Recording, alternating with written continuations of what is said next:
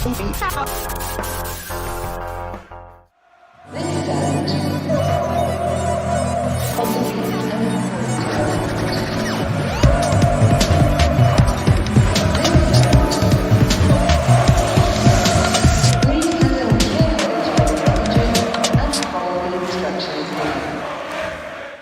and welcome to the Blue Monday podcast covering Ipswich Town since 2015. I'm Richard Woodard and this is the pre-match show, Sunderland at Home edition, brought to you in partnership with our good friends at the Greyhound Pub in Ipswich. The show is available every week on podcast, audio and video, and sometimes live like we are tonight. So we want to hear from you. But first off, let's hear from my good buddy, Seb Brown. Seb, how are you? Yeah, I'm good, thank you, mate. Not too bad at all. It's been out and about this week? I have been. I've been to a couple of. I've been to the cinema to see Spider-Man, and I've been to I've been to Anfield to watch Liverpool play Newcastle last night. Anfield, the land of milk and honey. Oh, gone off Ipswich, have you? Well, I had to make a choice between Barrow away, 20 quid a ticket, 2.5 hours away, or Liverpool in the Premier League, and sure enough, I quite enjoyed going to watch Liverpool. Yeah, it kind of reminds you that football can be really, really enjoyable. I was going to say, is it like watching a totally different sport? Yeah, it's brilliant. You're not angry during the game. You don't get frustrated. You're not sort of screaming. The refs are pretty decent. You're seeing patterns of play that you didn't think were possible. And yeah, it was very enjoyable. I think it's my fourth or fifth time to Anfield, and it's always a good night out there, to be fair. And yeah, touch wood. So I've done a COVID test this morning. I'm all right this morning. So hopefully, fingers crossed. Yeah, I'll have escaped. But no, it was been a busy week. Well, as we said, we are live tonight, so we want to hear from you. And there's good numbers already in the chat. Evening to Charlie, evening to MW, evening to George, Blue, FPL Tractor, good evening, Prancer and Dancer. Who's yeah, come on, Seb. Who's who? I'll go Dancer. Shut up. I've seen you dance in our nights out in uni. It wasn't pretty sight, so I'll take that. Yeah, I'm not having that. I'm not having that. Charlie's already on you, Seb, on your case. That's worked. I'm already riling up folk in time for Room 101. Plant this Room 101 seeds early. I've got a crap Room 101 this week, so I'm scared. Elliot, good morning. Good day, Michael. Good to have you with us. Elliot, please do the Northern Irish accent again. Have you been practicing? I heard it on last night's show. Have you been practicing in the last 24 hours? Are we going to get a rendition? No, I have not been practicing.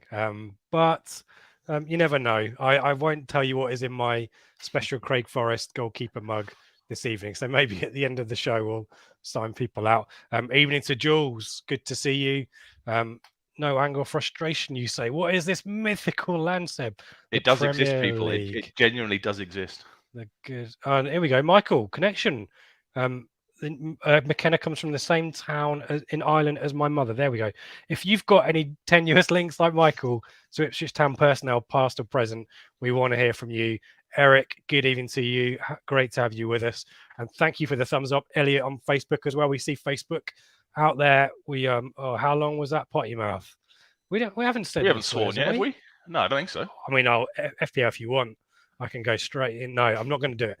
Professionalism is, unlike last night, Seb. I don't know if you saw last night. I've listened to it on the drive home from work today. Yeah, I guess at the end you were, yeah. It's like herding cats last night. Yeah, brilliant. It was great. I love the management quotes at the end. They were absolutely superb. Did you like me singing Desiree? Yeah, and your attempted chance for Paul McKenna. I've done it already, Paul McKenna, for Kieran McKenna. I've done it already. Look into my eyes, not around the eyes. Look into my eyes. 4 minutes in, and the first managerial name errors occurred. Yeah. At least we're not having to spell it, and I've seen some good spellings. Evening to you, Cornish. We will talk about how optimistic we are feeling shortly. Let's do some bits and pieces of news first of all. And worth mentioning, Seb, we played a match this week. It kind of feels like ages ago. Barrow in the FA Cup. Do you want to give us any response or reaction to that debacle, or was it entirely predictable for you? I did kind of think this might happen. That hence why I chose to go to the cinema, which, to be fair, I very, very rarely put things ahead of watching Ipswich Town. But all I could think of was Lincoln 2017, on telly, albeit thankfully ITV4 as opposed to one of the mainstream channels. But I could just see it coming. That's probably the real reason I didn't go, because then you're looking at a 2.5 hour drive back after the inevitable. And when I saw the team, I kind of thought, okay, well, I guess it's a bit of a hybrid, two up top again. So he's sticking with that from the Wigan game.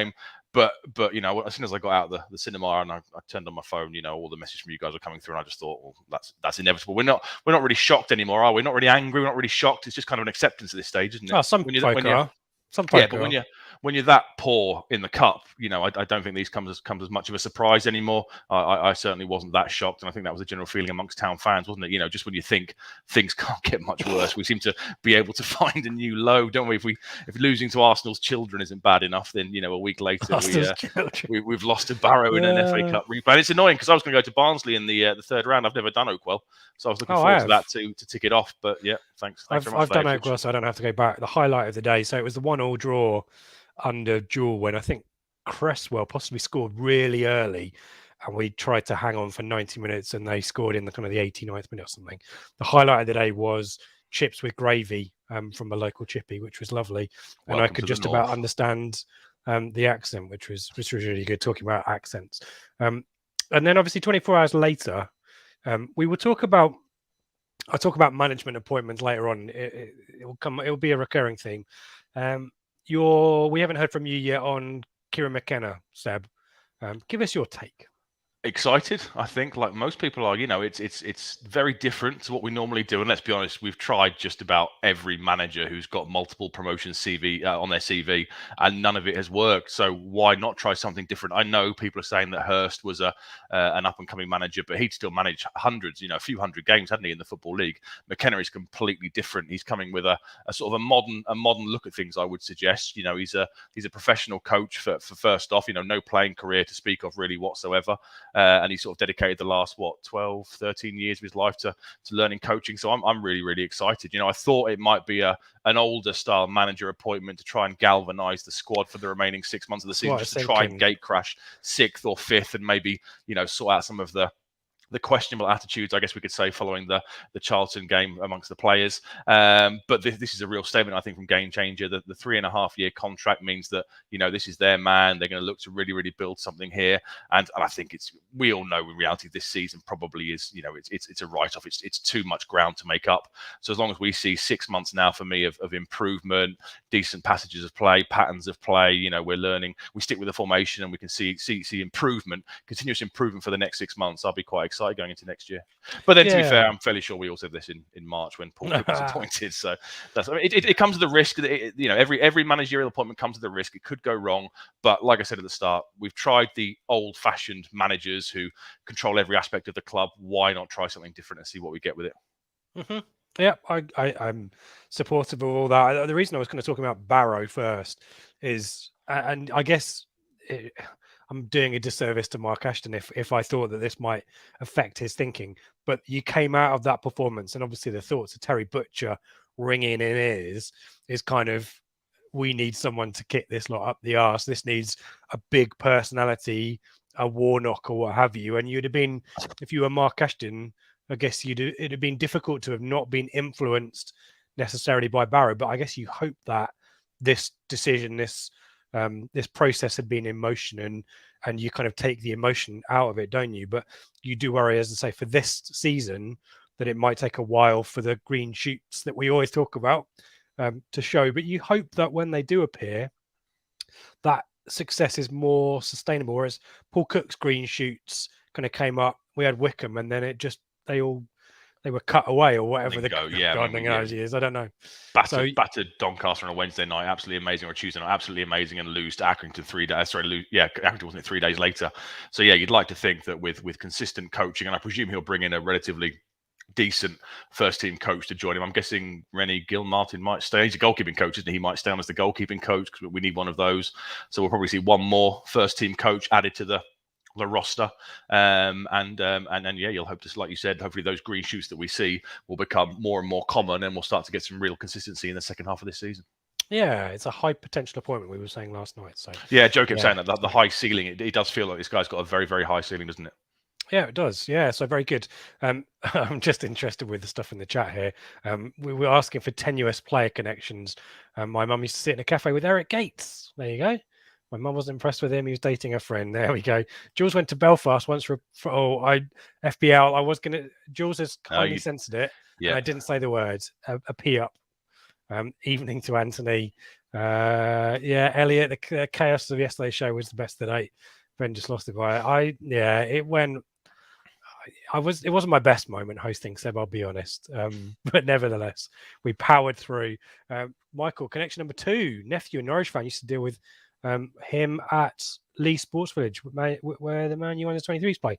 That's Kieran McKenna, we assume, Michael. There's some facts missing from there. We will assume you mean Kieran McKenna. FPL, I'm not taking. Oh, he's slagging off Cameron Burgess. I'm not taking it. I'm not having it, Seb. We're not throwing players under the bus tonight. It's a new era, people. Yeah, I take the disappointment, but I don't think anyone really stood out in that first half against Barrow. Let's continue with the news. A few bits and pieces to talk about. We like to put focus on the ITFC women's team, obviously doing amazingly well in the league at the moment. Really tough fixture for them on the weekend against Oxford, off the back of a 2-0 win at AFC Wimbledon in the Cup, drawn against Newcastle in the next round at the end of January. So that'll be an exciting trip. If you fancy a double header, the men play Sheffield Wednesday on the Saturday, women play Newcastle on the Sunday. So keep an eye peeled. There might be a bus or something doing that. Oxford, really good form though. Beat Keynsham 3-0 last time out. They moved up to second in the league. I think they're unbeaten at home. Southampton still only played 9 games, which is why Oxford have moved up. So got games in hand. So, but really tough game, that one. And obviously the girls will want to go out with confidence for the calendar year. It's the last game of the calendar year, as I said. Big one. But as I say, top of the league, plenty of confidence there. We spoke to Abby Lafayette. She was on the bench last week, having recovered from an injury, hoping to see her feature as well. If you want to understand the mindset and psychology of that team, give a listen to that interview with Abby Lafayette, because it's great. The amount of confidence, the amount of belief they have, and the determination to succeed as well. So give them also your support. the scary premonition that the manager Joe Sheehan had against Southampton away. That was impressive, wasn't it? We're going to score from this, and then boom, yeah. No, a great pod. Much as it does pain me to praise you, you've done well with that one. So no, really well done. It's a great interview. Everyone listen to that and just listen to a really, really great positive side of the club at the moment. And Joe Sheehan nearly predicted Paige Peake took a free kick that hit the bar last week, and he kind of called that as a possible goal as well. So he's got the magic eyes, Joe, and we're hoping at some point maybe to speak to him as well, which would be great. So keep a lookout for that. Other bits and pieces of news apart from the obvious, obviously, tomorrow morning, Saturday morning, depending on when you're listening to this, and when you've listened to this may or may not have already happened. The long-awaited unveiling of the Kevin Beattie statue, Seb. Which will take place at Pullman Road at about 10:15. I think it starts at 9:30. Mark Murphy is there with Radio Suffolk and so on. I think 10:15 is when it is properly unveiled, though, and folk are welcome to head down there and watch that. Fans raised £110,000 to make that sculpture happen. It will be revealed to the world by Beattie's daughter, Emma. And amongst the guests expected, sculptor Sean Hedges-Gwynn, who did the Sir Alf statue and the Sir Bobby statue. Butch will be there. Alan Brazil will be there. Brian Hamilton, Alan Hunter. This is according to TWTD, by the way. Don't blame me if these guys don't show up. Steve McCall, Mick Mills, Tommy O'Neill, Roger Osborne, Russell Osman, John Podelti, Brian Tormott, and John Walk amongst those there. Luke Chambers is supposed to be there. David Sheepshank's there. And our friends from Game Changer should be there as well. Michael Leary, the chairman, and Mark Ashton will be there, and Burke, Mackay, and Mark Detmer, who did a fantastic interview earlier with the club. I don't know if you saw that. But Seb, I went down and had a quick look at the kind of statue area. It's kind of covered in plastic to avoid spoiling it for tomorrow. But a great legacy, another legend of the club that is, I know that we feel down a lot of the time looking at our current predicament, and we don't want to wallow too much on the past, but that level of stature that we had, and I can see Jules is bang on here. What a great way to immortalize these players and managers who've been so pivotal to our history. He's an absolute legend. I actually, when I was at school with you, I used to work at BBC Radio Suffolk in the school holidays on like a work placement kind of thing. And at the time, BT was involved with Terry Baxter in some sort of weekly show, and he was just the nicest guy in the world. I was a spotty 16-year-old who didn't know what I was doing, and it's quite intimidating when you're meeting top class ex players and stuff. And he was just the nicest guy in the world. We'd sit and have a chat, and he'd ask me. It was the summer we got promoted to the Premier League under Burley, so he'd ask me, what do you think of the current squad? Who's your favourite player? And he was just the nicest guy in the world. Always had time for everybody in the building. An absolutely top bloke. So yeah, really really happy that it's he's being having a statue unveiled, and yeah, what an absolute legend he is. Yeah. This is a great story from Herfy99 when the beat was landlord Henley Cross Keys. He used to ring my mum, who worked at the Coddenham Duke's Head, for her to put his bets on so his wife didn't find out. Legend. And as Jules says as well, legend as well. What worth drawing attention to this as well. I don't know if this is still possible. Rob Finch's book, kind of similar to the Paul Mariner book, where Mark Donaldson kind of ghost wrote a lot of it and worked with the beat. Rob Finch's BT book is available directly from the author. If you go to TWTD, I wish I had the link to hand, but I'm not prepared. You can email Rob and get a copy of the book. I gifted mine to someone, because a non-Ipswich fan, because it's such a great story and one of those players that you think in the modern era would be lauded, would be talked about as multi-million pound kind of player. So I always take the opportunity to spread the Ipswich joy amongst the world. But you can pick up a copy via Rob. So I think that's on TWTD's website if you're looking for that. Definitely recommend that. Finally, I mean, I don't want to use the C word, not least because FPL, do we have to talk about it? FPL Tractor's here, and I don't want to get him in trouble. But worth, I guess, flagging Gillingham's match against Crewe has been postponed, and worth keeping an eye there. I think probably all of us need to keep an eye on what's happening next week, because it feels like something might come to a head there. We do hope not. And obviously, as things stand right now, when we're going out, the game is happening.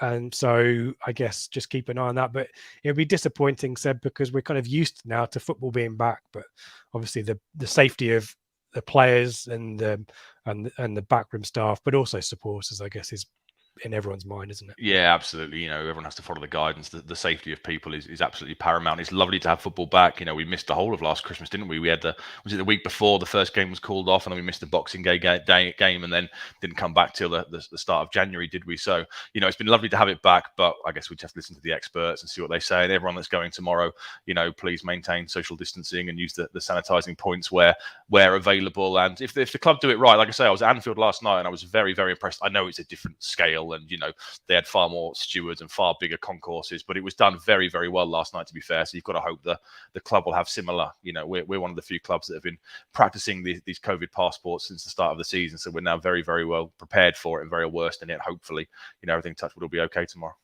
Yeah, well done. Public service announcement there. Get your boosters and all that as well. Brilliant.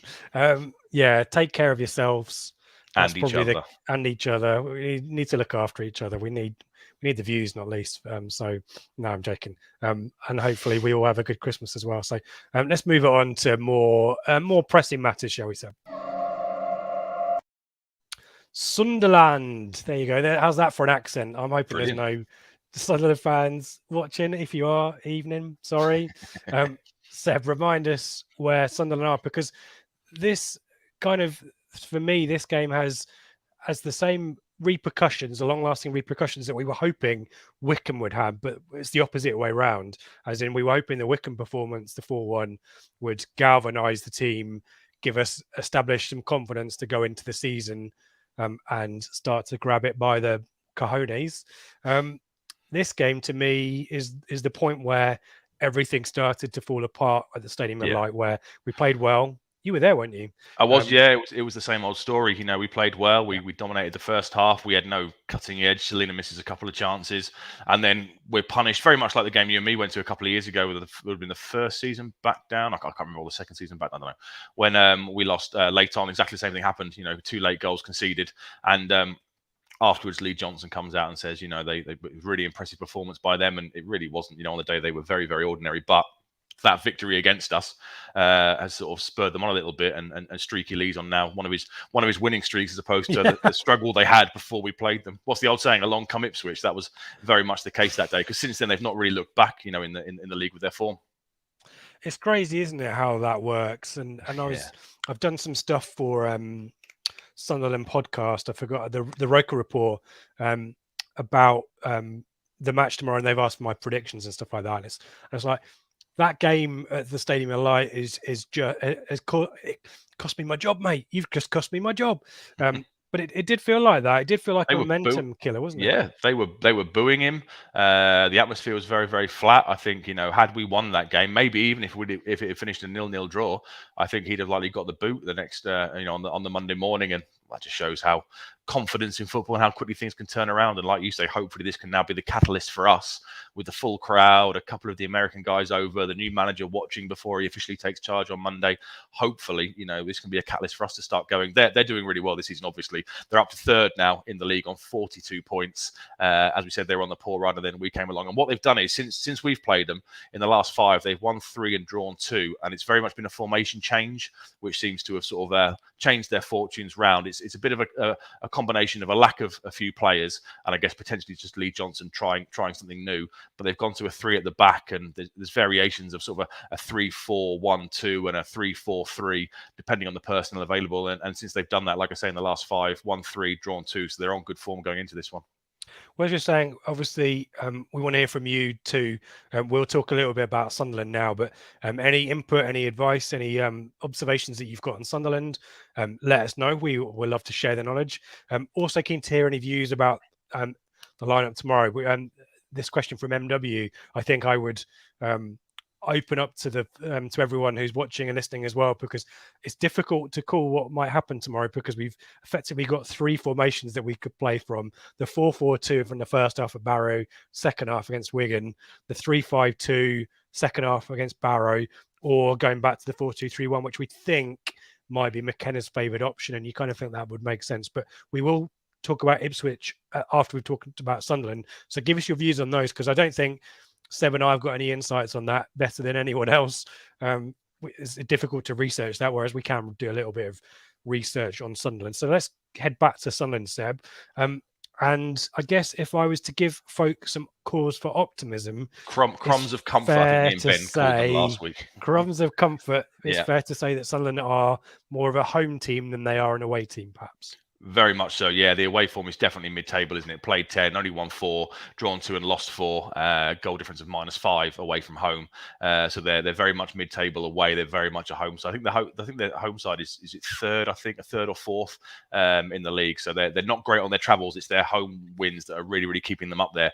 And interestingly, I saw on one of the websites I was reading earlier, they've won the same number of home games this season so far as they won in the entirety of last season. So they've really, really sorted out their home form, and that is why they are up there at the moment. Last time out was last time out was at the Stadium of Light. Beat Plymouth 2-1. Obviously, Plymouth had a bit of a rocky spell since Ryan Lowe moved on to Preston. They sort of peaked by beating us, and then along came Ipswich. There's a recurring theme here, isn't there? And they started to make their way down the table. But that's a great result for them. Goals from Nathan Broadhead and Daniel Neal, and they like I say, they're third on merit, and they're looking pretty good. I think I can see Rotherham, Wigan, and Sunderland starting to pull away a little bit, I think, in the new year. Do you think? I think Rotherham and Wigan, but I do think that Oxford and Sunderland have got this. You mentioned it, the streakiness about them.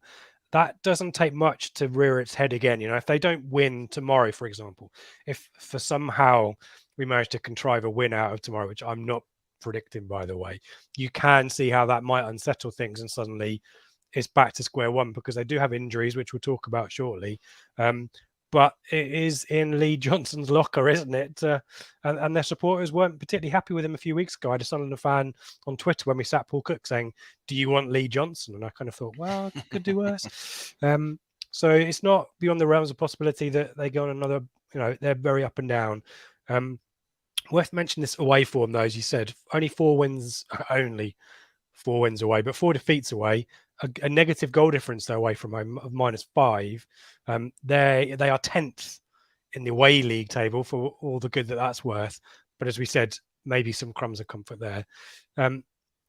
Talk to us about there's some stats here, Seb, and the kind of style of play we might expect. I mean, it's a Lee Johnson team.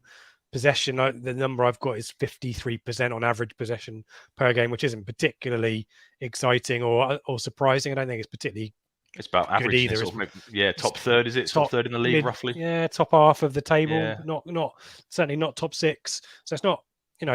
I've the research that I found actually suggests they score quite a lot of set piece goals as well. We know that to our cost as well. But yeah, tell us about their attacking attributes, the defensive attributes, maybe a little bit of style of play and stuff like that. Yeah, so 38 goals scored. They've scored one more than we have so far this season. So very similar records in that respect. That works out 1.8 goals per game. They average 13 shots per game, so they like to get their shots off, which we didn't really see at the Stadium of Light, to be honest with you. The effort from an away number, by the way. The home number is a lot higher. Fair enough. Yeah. Okay, fair enough. Yeah, the 9 effort high. On Still goal, I think was one of the first ones, the first shot on target of the game. They tend to create 2 big chances per game, so they're pretty clinical. They'll create roughly what they score, so it's not that they're missing loads of chances. They're pretty clinical with Ross Stewart up front in the chances that they're taking. And like you said, a decent number of set piece goals. 9 out of their 38 goals have come from set pieces, as we know.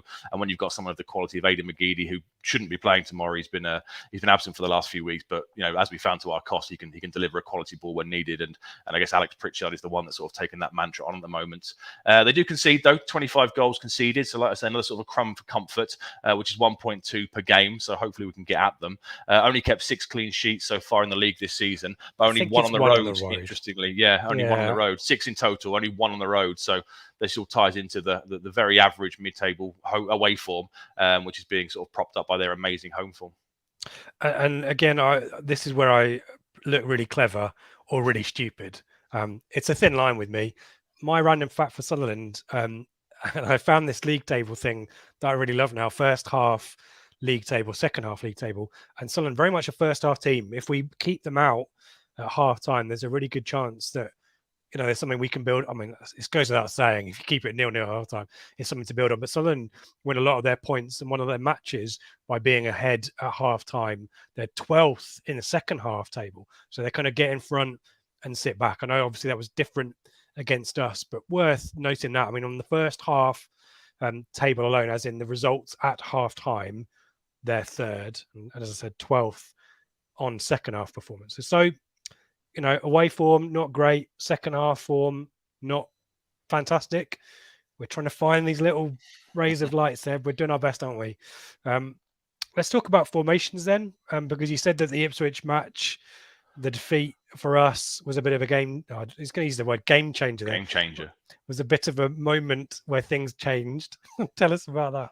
Yeah, so we were expecting a 4-2-3-1 on that day because that's what they'd played pretty much every game for the entire season, apart from a couple of variations in the EFL trophies and the League Cups. So they went to 2 up front, and that kind of, I think it sort of threw us a little bit. I guess their fans weren't expecting that. And since then, like I said earlier, they've very much gone to a 3 at the back. Now, part of that is because they've got major issues with their left back position. It was Luke O'Nien, the guy that scored against us, who filled in there in the game. Like him. I like him. Yeah, he came across really well in that documentary, didn't he? Yeah, the non-Sunderland Luke O'Nien supporters. Absolutely nothing. He seemed like a really nice guy. I've actually rewatched that in the last couple of weeks since we played them last. I've rewatched the entire thing, and yeah, he just seems like a good guy. But he was getting a lot of stick pre-match in the pubs and stuff before the Sunderland game away, so they weren't too keen on him.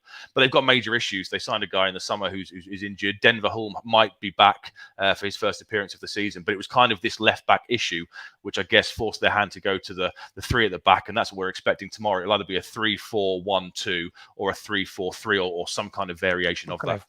I think SofaScore let me down because it looked like a bit of a Christmas tree, but I think they definitely do the wide centre backs thing, but I think it is very much a 3-4-3. I think.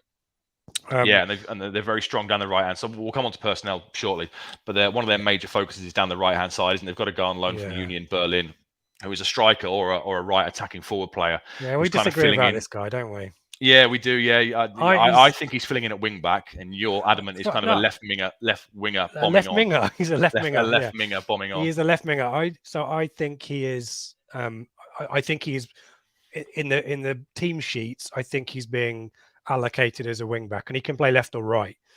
I don't think he's got the positional discipline to stay there. I think his inclination is to push forward. So again, in respect to trying to find opportunities or things that might work in our favour, I don't think his defensive sensibilities are good enough. I think it's kind of similar to playing Guion Edwards or Wes Burns as a right wing back. Yeah. You know that they are familiar with playing up the pitch, and I don't think it just feel like a temporary situation because of lack of personnel, as you said.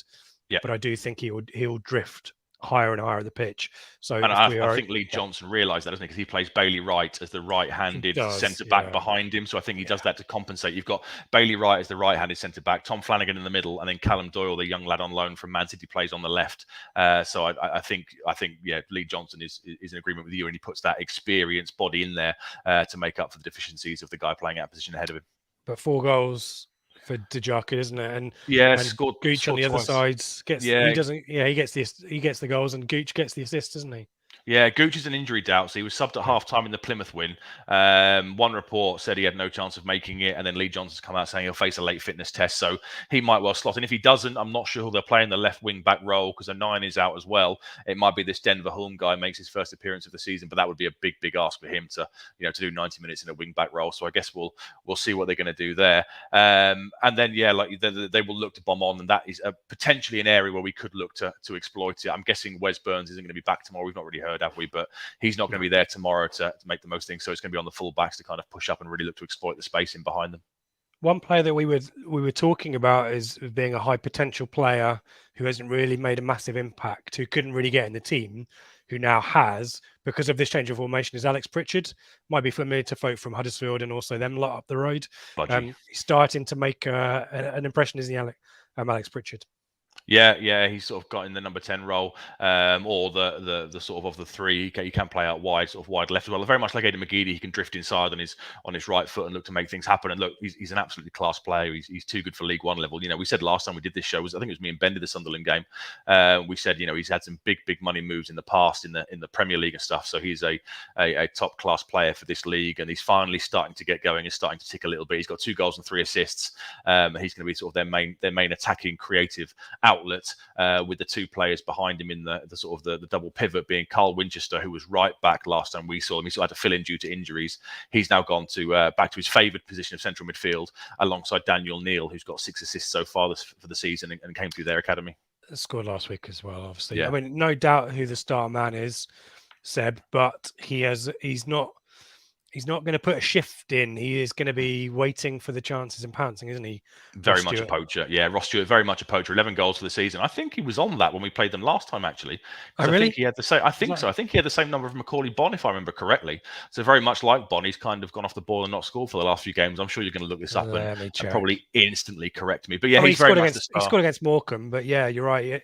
He scored against Rotherham, but since playing us, he's only scored once. One, has he? Yeah, one since playing us in the last 5 games or so. So a little bit out of form, maybe, but he's the star man, like you say. And it's come out of nowhere, really. He only scored a couple of goals last season, but he's really taken his chance this year with the likes of Charlie Wyke and Maguire and stuff moving on, and Will Grigg going out on loan again. So he's really taken his chance, and he is very much their star member. Like you said, he's not going to be pressing from the front or, really looking to run himself into the ground for the team like Bond does for us. He's very much a poacher. He's going to want all those sort of 6-yard chances and look to gobble them up. And then the one alongside him is Nathan Broadhead, who's on loan from Everton. He started up against us. He's got 4 goals so far this season. He's likely to either pair with him in a 2 up front, or if it's the 3-4-3, he'll be out slightly to the right with Pritchard slightly to the left of Stewart. And I guess you mentioned, I think briefly, Embleton, who had a really good start to the season, but presumably he's not featured much of late. We've talked about Aidan O'Brien. He's always kind of a perennial bench option for them, there or thereabouts. But McGeady's kind of disappeared out of the team. He has, yeah. So I think his last appearance was against Shrewsbury, which was sort of 23rd of November-ish. But I couldn't find any information on injuries or something. So I assume it is an injury because he's one of their key players, isn't he? I assume he'll be straight back in when he's fit again. But no, he's not been in the last few games. So hopefully he'll be missing on the weekend.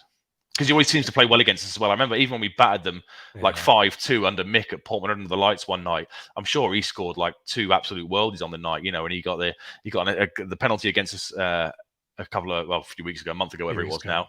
Yeah, so he's one of those players that I think will really look to damage us, but hopefully he won't be there. Fingers crossed. Let's go back to the comments. We asked for your insights about what John McGreal is likely to do tomorrow. Seb, keep that in the back of your mind because I'm going to come to you, or I'm going to get your opinions on these certainly. Firstly, David, evening chaps, plans scuppered by COVID. David, sending you all the best for a recovery, and hopefully it's nice and mild and all that kind of stuff. But he's predicting a 3-1. As always, come on, you Blues. MW, let's not do 4-2-3. Well, there's an extra player there. Maybe we should do 4-2-3-2, but presumably doesn't want to do the Paul Cook's old formation. But we have, I think it was Ben's insight that McKenna does favour that. But I quite like the 3-5-2 in the second half serve against Borough. United did play that a fair few times on the Solskjaer, didn't they? You had Maguire sort of left of a back three with Shaw and Wan-Bissaka bombing on. So, McKenna must have had input into that and stuff. So without a squad, a 3-5-2, I think, would potentially favour us, to get the two up front. And then you can look to get Wolfenden back in the side for that ball player from centre, to bring the ball out quickly from the back and look to build through the middle and stuff. Yeah, I do like that. I don't think he'll do it though, sadly. But what do we know? What do we know? Lee Johnson said it takes 3 weeks training to learn into new formation. So interesting, they changed it mid-season, and I guess that's what good coaches are doing, right, Seb? They are always evolving and adapting, and that I guess is a big criticism of Paul Cook. It's what lost him his job ultimately, isn't it? Let's be honest, it was the complete lack of a plan B that was the reason why, sadly, he couldn't ever really get us going because, once a team scored against us, we knew we weren't going to change anything. We'd sub a right winger for a right winger, we'd sub a striker for a striker, and it would always be the 4-2-3-1. So you'd like to think with McKenna now, if he's done multiple sort of, formations with, albeit with, vastly superior players at Man United, hopefully we might see a little bit of variation there. And if not, just hopefully something in game and a proper plan B for when things aren't going to plan. Yeah, we mentioned Eric's mentioned the injuries. We talked about that. Luca Nine, utility players, is obviously going to be a big miss there. Charlie D is asking us about people sitting out of COVID. I've heard 2 names, Seb. Have you heard 2 names? I have. Did we hear them from external heard, sources? Well, yes. Cameron Humphreys. He's not. He's a contact of a roommate, isn't he, or something? Yeah. And then we've heard 2 names in the first team squad, haven't we? Yeah. Are we allowed to say them, do you think? No, we'll keep that under wraps now, just in case Lee Johnson's watching. I thought it was out in the public domain, but I'm not going to gamble, but I have heard 2 I don't think it is. No, McGreal came out today and said we've got a couple of lads who've dropped out due to contacts. Apparently he said we've had no positive cases ourselves, but a couple of players are having to isolate because of the rules, the isolation rules. If it's the Omicron variant, are different to if it was the old Delta variant and stuff. So I guess we won't mention them. Moving to so one is player who's been in the team recently, and one is not. So there you go. I'll leave it at that. Bits, thank you so much. Bits has been super generous the last few weeks. He's obviously seen my Christmas lights and has figured out that it's Christmas time. Time to let that expectation go and watch this new guy bed in, ready for a push next season. Proud of McGreal and how professional he's been. Can't agree with that more, Bits. Totally with you there. Thank you so much for your generosity. We really appreciate it, Bits. Bits is brilliant. Turbo the Sailor.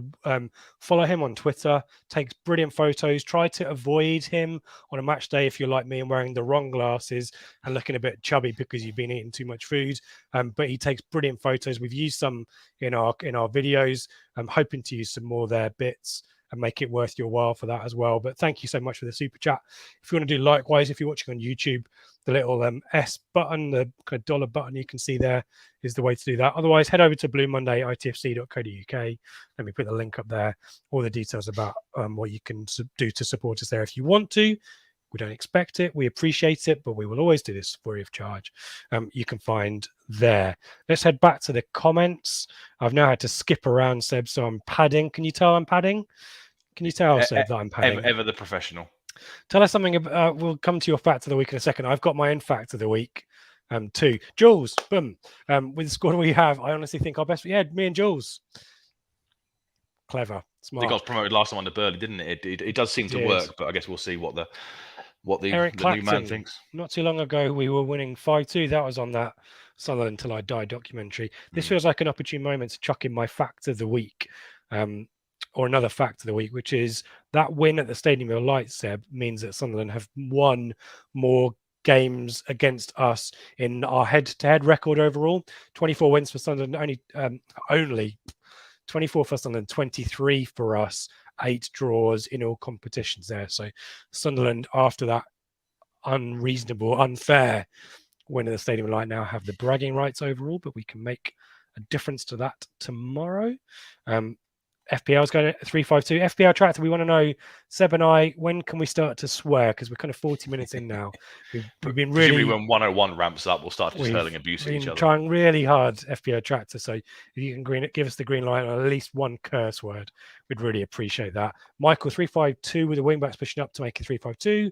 It looks like a lot of people like that formation, Seb. And you see the big boys in the Premier League starting to do it. Conte always plays a three at the back, and it's the popular one at the moment. But it is, and these things are cyclical, aren't they? 4-3-3 was all the rage a couple of years ago, and now it looks like people are going for three at the back. And like I say, with the people we've got, I would suggest it does favour us better because you can, like I said, you can get Edmondson in the middle, Burgess on the left, and Wolf on the right for some balance and some ability to bring the ball out of play. You've got either Donasian or Vincent Young on the right wing back position, and it allows you to get Fraser potentially in as well, doesn't it, into his favoured sort of number 8 role, the left of a 3. So it does seem to tick a lot of boxes, but we'll have to see. Apparently, McKenna is definitely Fraser, a 4-2-3-1 man. Luke O'Nine, my favourite footballers right now. Jules, for all the entertainment you lads bring every week, Ipswich till I die. Legend. Jules, thank you so much. Really appreciate that, Jules. Thanks so much for that. VIP in terms of Blue Monday.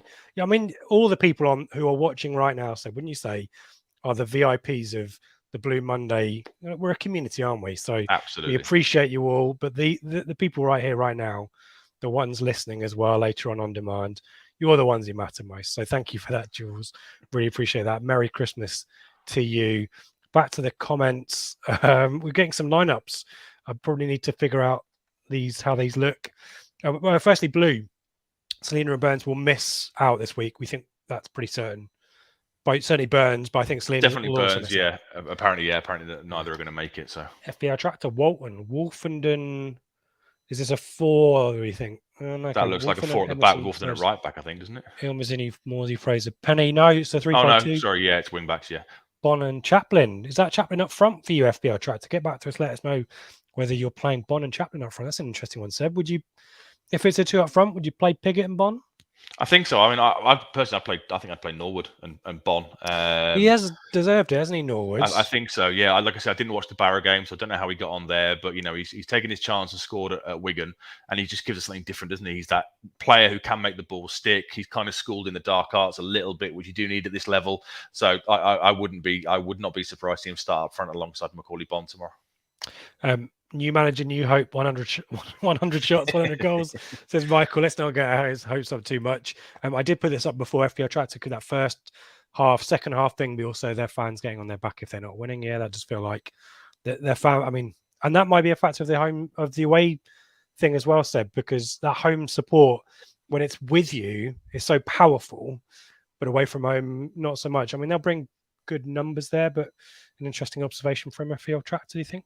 Yeah, well, it won't take much for them to turn at all. We saw it at the Stadium of Light. You see it in all the Sunderland documentaries. They are kind of almost on the cusp a little bit. So if we could, hopefully, maybe score early, and we've got 29,000 people in the stadium, and they're all rocking. Hopefully, they could start to fold a little bit. Bring the noise, as Mark Detmer says. On that, realistically, what do we expect the attendance to be tomorrow? It feels like the C word, not Christmas. Yeah, well, they'll announce 29,000. 800 or something, won't they? Was it a 29,600 yesterday? I think it was. So they'll announce something along those. However, yeah, you might find there's a fair few seats around the place given the current situation we've got going on. And I think it's worth saying we respect whatever your decision is to go tomorrow. It's certainly not a decision that you should make on the basis of the opinions of other people and that kind of stuff. So you decide what to do. Yeah, and your family with Christmas coming as well. So yeah. Here's Jules' lineup, Seb. What do you think of this? Humphreys in. We think Humphreys will miss out, by the way. Yeah, I guess he's got him in there in the left wing back kind of role, hasn't he? Who's young though, Jules? Another. Yeah, I don't know who Young is. Another 3 at the back. Ashley Young on loan. Another 3 at the back. Shout and yeah, I agree. Bon and Norwood up front is pretty decent, I'd say, at this level. Christmas tree formation. Here's Michael again. We play Christmas pudding formation. Whee! The Christmas bants is here. This is what we want. David W. Wolfenden won't be a solid centre back under the new management, he says.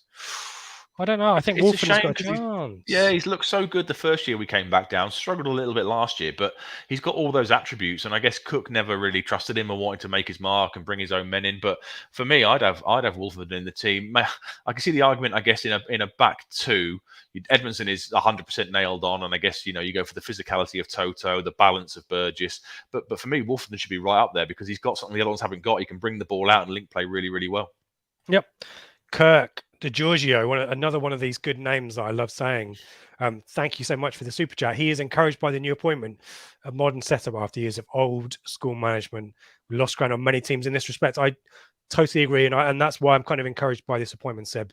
It kind of has the sense of Liam Manning, We're but finally with joining the 21st century. But it's a coach, and no disrespect to Liam Manning, obviously, who's doing a brilliant job at MK.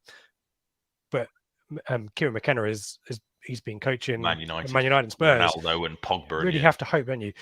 Kirk, thank you so much for that. We really appreciate that. Thank you for your support. I'm feeling a lot of pressure for us to have to do more giveaways and mugs and all that kind of stuff in the new year. So keep your eyes peeled, folks, on that. We do appreciate your support. Thank you so much for that. Getting back to the comments to see if I can pick up where we left off. Lots of chat in the comments with folk correcting each other, which I will leave you to do here. We've got a score prediction. No, say we've got a 1-0. Is that an away win? Is that an away win to Sunderland? Okay, fair enough. I personally don't think we'll do predictions at the end, obviously, but I don't think we'll win tomorrow personally. I think you and me might have the same score tomorrow. I've got a feeling we're going to say the same. Sunderland win. Oh, have you? Oh, okay. Yeah. No. I'm going 1-1.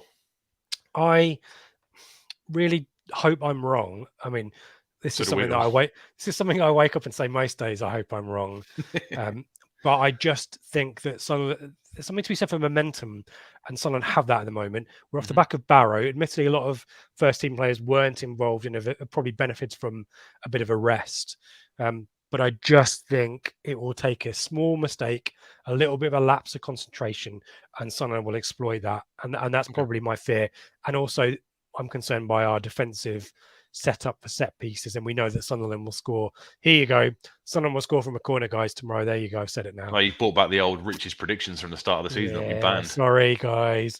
But that's my fear tomorrow. I hope I'm wrong. And I also think that the pack up Portman Road, the ownership, we've got people talking about that, will make a positive psychological impact as well. You have to hope Kieran McKenna's going to be in the stand as well. Yeah. John McGreal has talked about the new manager bounce. You have to hope, Seb, that has an impact, don't you?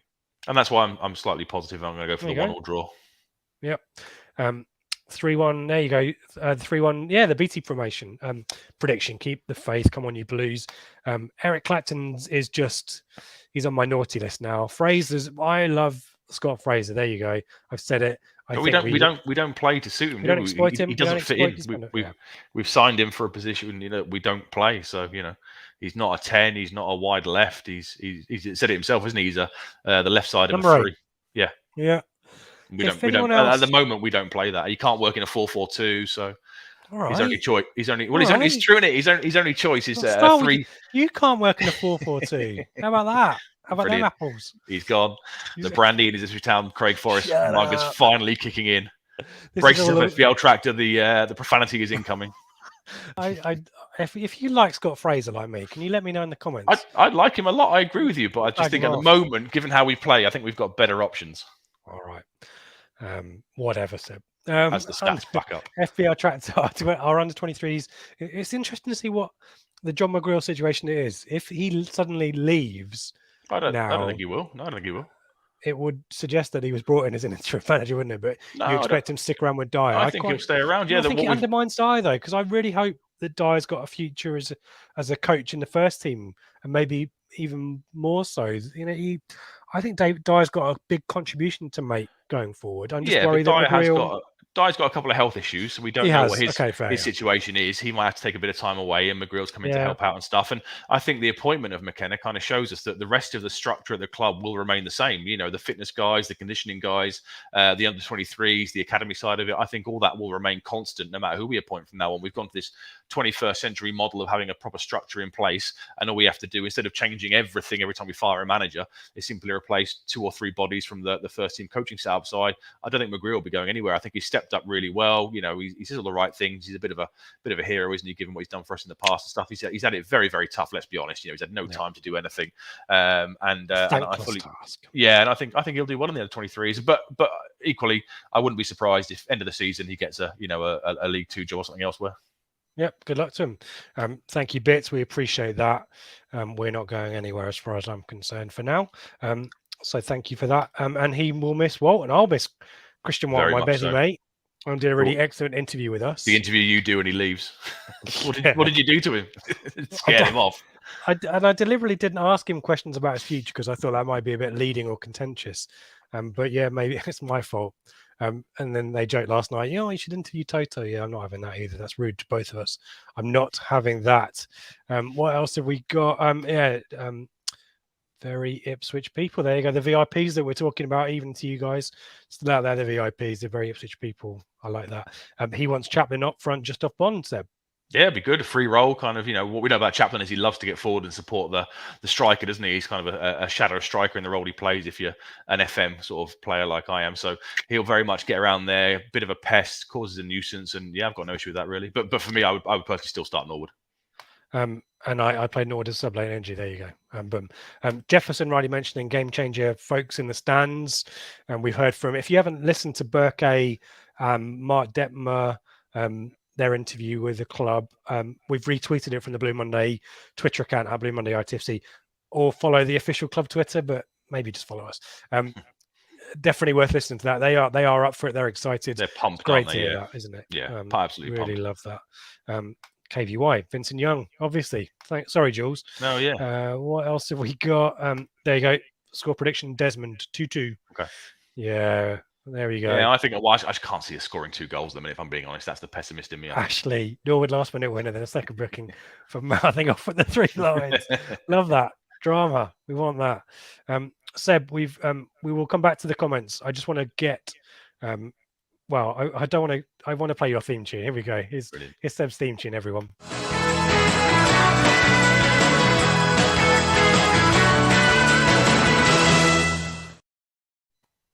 Great.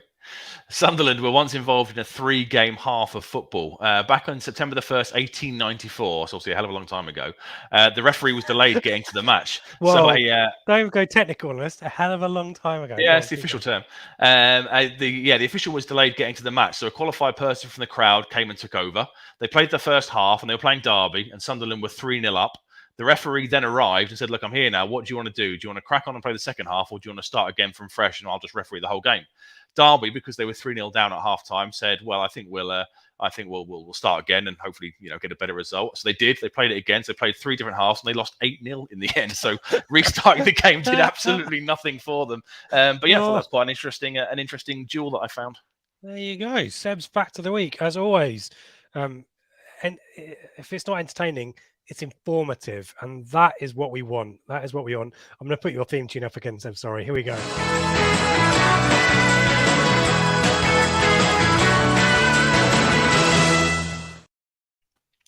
Just a few plugs before we move further forward. Blue Monday ITFC.co.uk is where you can find all the details. Our running order for the week in terms of shows is on there. The links to our YouTube, our podcast feeds are on there. How to support the channel, that kind of stuff is on there too. So do head over there and get involved with what's going on there. Worth mentioning, the Flagship show will be back on Monday morning. I'm hoping it might be out Sunday night.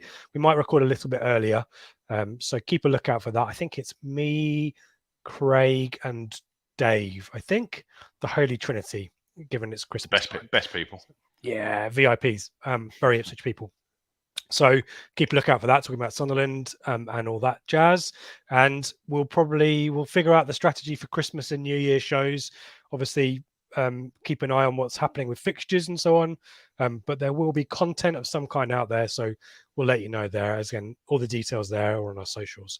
Keep a lookout for that. Also worth mentioning, if you are, if you get up early of a morning, and like listening to the radio, you might find one of the Blue Monday team. I think it might be Ben or Craig. Will be on TalkSport tomorrow at 6:30 a.m. The primetime slot. That's what we call it. Talking about Kieran McKenna and all things Ipswich Town. So if you are You might be awake for lots of reasons, cricket, or you might have small people running around at that time of the day. Talk Sport, tune in and hear what Ben's got to say, or Craig. We don't know about Kieran McKenna and what's going on in Ipswich Town. So and more good involvement in media from the Blue Monday team. So we like that. Seb, let's do room 101 and then we will finish by blitzing through the comments. How about that? Let's do room 101.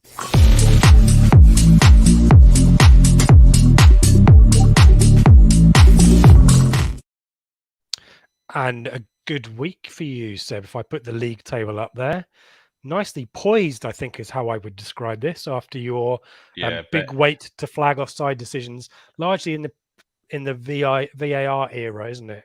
Yeah, more so. Ben continues to anger people by slagging them off and then asking for their votes in room 101. So it always works quite well when I go up against now? him. He's slagging Ben right, or chucking him right under the bus. I just sit back and let him stir up and suggest people on Twitter are silly, and then they don't vote for him. It's a brilliant strategy I've adopted. I can't believe you're getting whole points for these. Then you should be getting half points for these gimmies. It was quite close actually. It was much closer than you're making out. It was 60-40. That's close. That's close for room 101. No, I'm hunting you down. You've done an Ipswich. You've peaked too soon.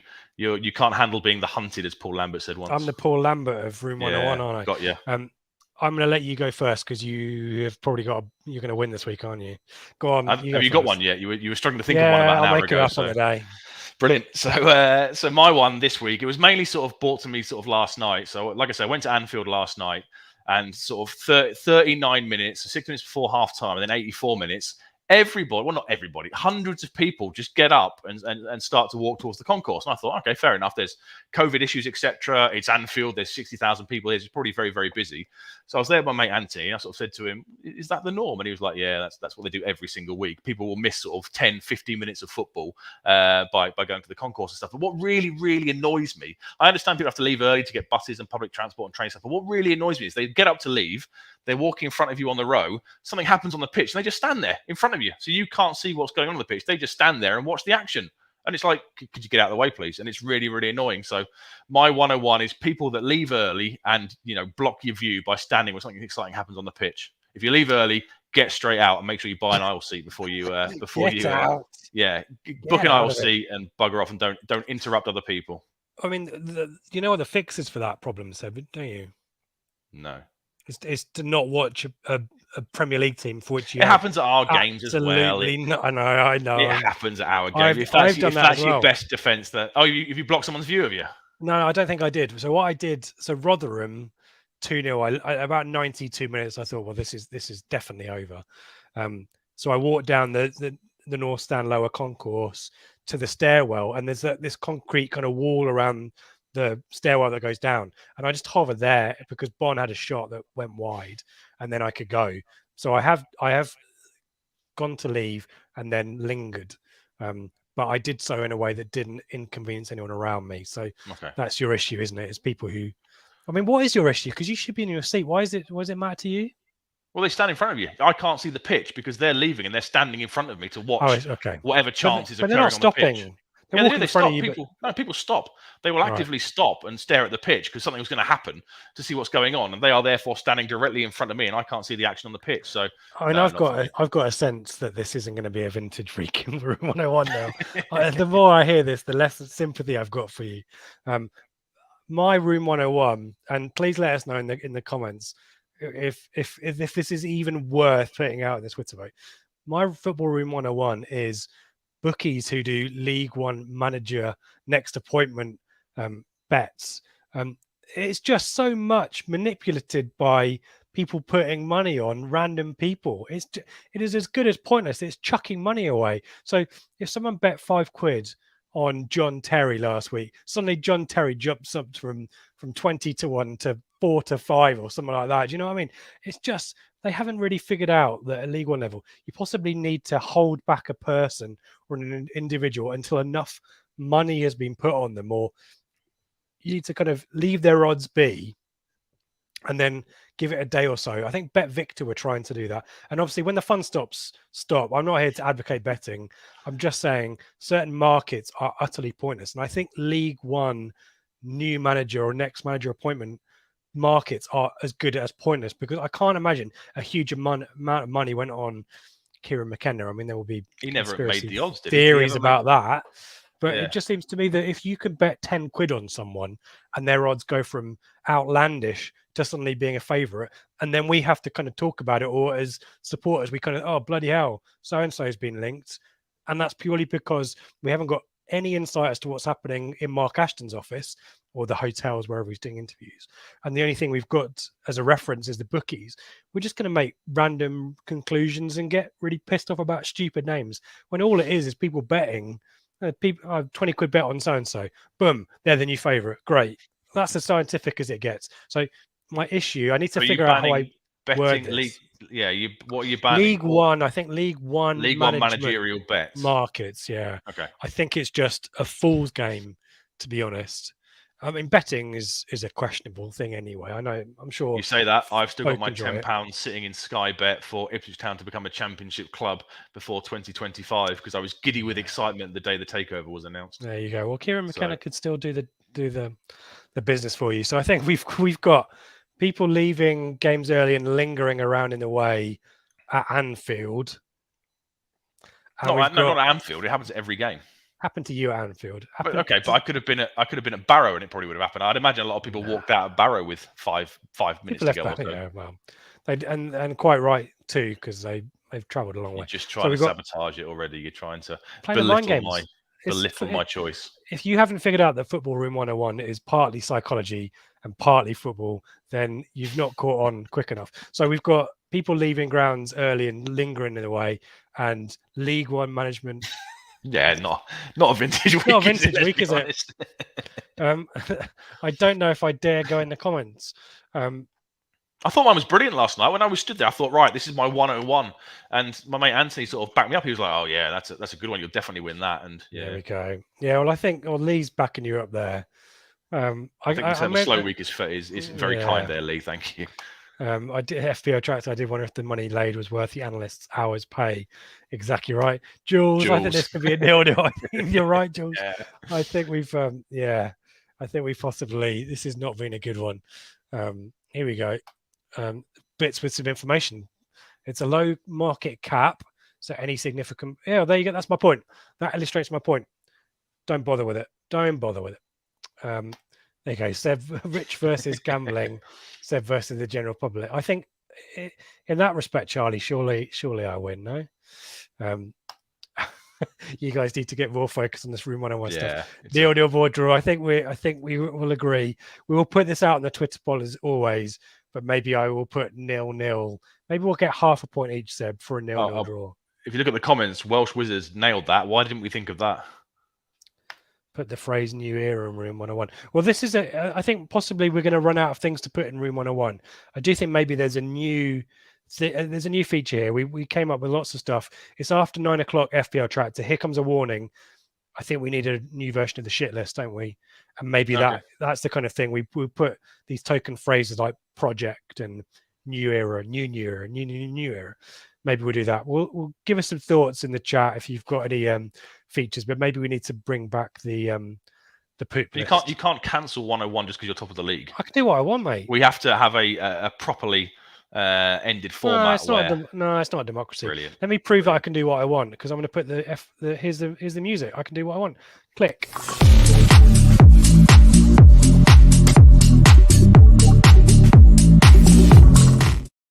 So Thank you, everyone. You start to lose your lead, and you're just going to cancel the feature. Shut up. Brilliant. What we need to, I'm doing a face saving. Is it face saving?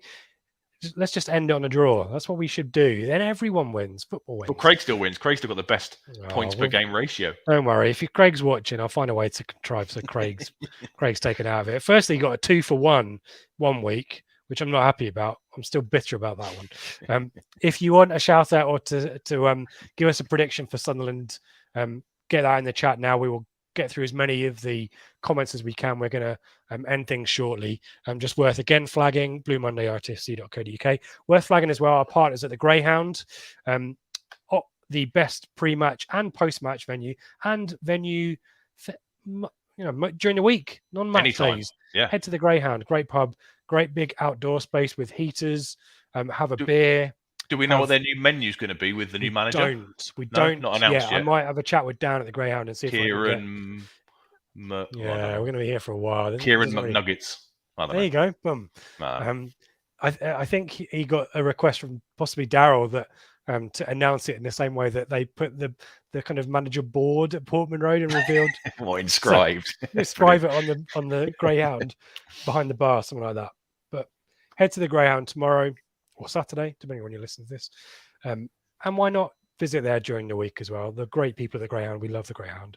So give them your support just as much as they give us their support too. Have we had score predictions from you yet, Seb? Yeah, I've mentioned it previously. I'm going for a 1-1. 1-1, okay. I think we'll go 1-0 down, and then I think McKenna will go down at half time, and very much like Steve McLaren when we drew 4-4 against Derby. We'll see something incredible happen in the second half. No, I think it'll be a 1-1 draw.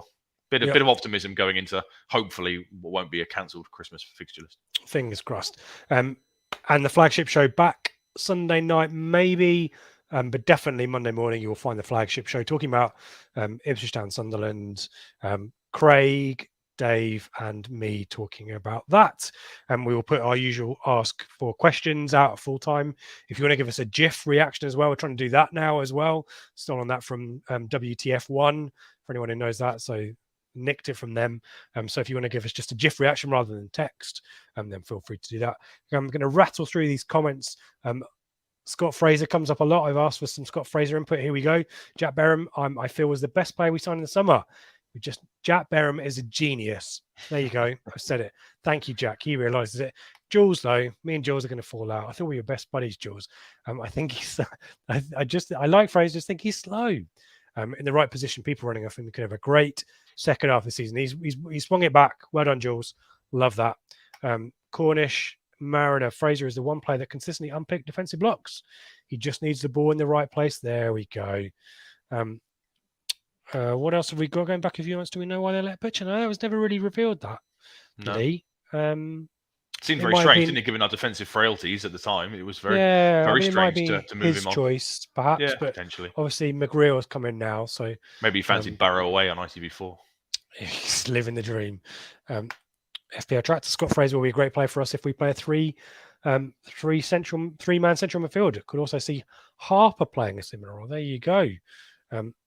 What else have we got?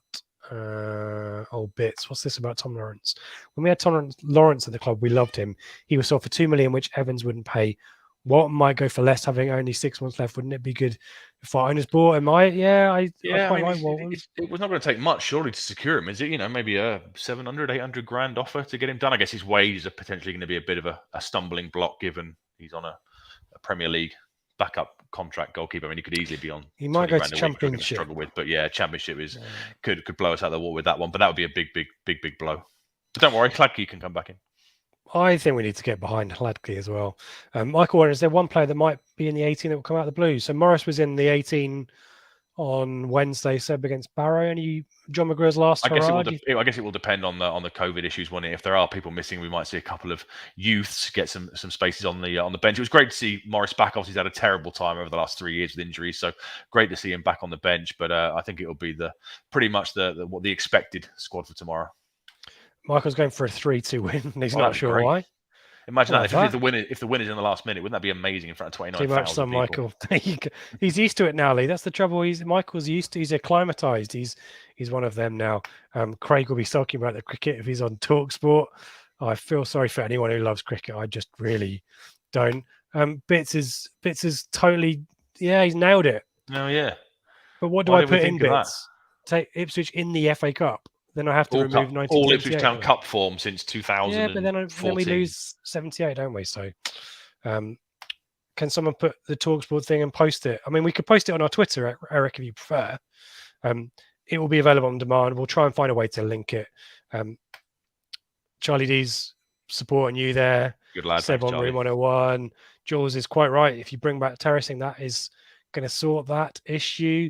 FPL, those betting markets did seem weak. There's some support. There's some support out there. There's some support for our crap choices, but not a huge amount. Can you put Room 101 into Room 101? There you go. I think that's my comment of the week. I quite agree with you. I think this feature might have jumped the shark today. Never mind. Just put more work in and keep. There you go. Bits and FPL Tractor agreeing with all of there. 3-0. Eric Clacton confident now. 3-0. I mean, that would be amazing, but me and Anthony agree. Oh, sadly. miserable. Misery loves company. Charlie Z's going for a 1-0. Yeah. Bits. I worry. Bits. Come on. If we keep the defeat below 3-0, then we might not feel so bad. Bits. Oh, I want to give you a virtual hug, social distanced hug. Michael, thanks for being with us. See you at 1 a.m. Sunday morning for the game. All the best from Brisbane. Thanks for joining us, Michael. We appreciate that. FPL's going for a 2-2. Bon and Edmondson. Jules going for a 2-1. Yeah, there you go. 2-0 Brain. That's where I'm coming from. Do we know if McKenna is going to be introduced to the pitch tomorrow, Seb? It feels like that should happen, shouldn't it? Yeah, with the ownership group, I guess, will they go on the pitch and do a wave? Brett Johnson never did it, did he, when he came across? I think they were going to do, if all five had been there, there'd have been something in the centre circle, wouldn't there? But I guess those plans have been a bit scuppered. So, yeah, I can't see why he wouldn't come out and hold the scarf up and wave to the various stands before disappearing off to the director's box. It would make sense. It would definitely make sense to do that and build a bit of atmosphere before kickoff. I'd maybe do it at half time. If we're 1-0 down, do it at half time, maybe. Yeah, what if you're 3-0 down at half time? Christ. Oh, yeah, game over. Do it before the game when optimism is highest. All right, there you go. Blues going for a 2-1. Either way, splinters on the bum there, Blue. We're not convinced either way. That's fine. David's love to head to the ground. Oh, COVID. Dan may miss David bankroll in the Greyhounds, as most of us do. That's quite right. 2-0 half time. Kieran Dyer down at 8-2. We talked about this previously. What else have we got? So Bobby statuing for Fraser tomorrow. Come on, Blue. I thought we were friends. Is Fraser not going to Swansea? He was linked, wasn't he? Yeah, he was linked. Reunited with Russell Martin. Yeah, Russell Martin knows the score. No, he knows. FPL Tractor doesn't think Morris can play. Of course. Yeah, good point. Yeah, he can't. There you go. That's the lot for the comments. Thank you, everyone, for joining us tonight. Thank you so much for the super chats. We really appreciate that. Whether this, whatever happens next week in terms of shows, at the very least, because I've got Christmas lights up behind me, I can say Merry Christmas to folk and look after yourselves and all that kind of stuff. Seb, do you want to give us some thoughts and final words? Absolutely, yeah. Merry Christmas to everybody. Thank you so much for the super chat donations. Thank you to everybody for watching along for the first half of this season so far. It's greatly appreciated. Have a great time, everyone that's going tomorrow. Stay distanced and safe and sanitized and wearing masks, etc. And here's to a new era. Come on, you Blues. Yep. We just had a 3-1. Sorry for some final comments. The last flurry. Adios from Lee. James, we haven't mentioned James, so another great show, fellas. Thank you very much, James. Appreciate that. We'll be cheering on from my following. Pennsylvania, 3-1 Town. We love that. Kirk, thank you so much for the super chat. Really appreciate that. Be safe yourself. And FPL Tractor loves my pre-match shoes. So no, he means show. There you go, FPL. One swear word. I think we did really well. Jules, thank you so much. We really appreciate your super chat as well. You stay safe too. And as Seb has said, it's a new era tomorrow. So come on, you Blues.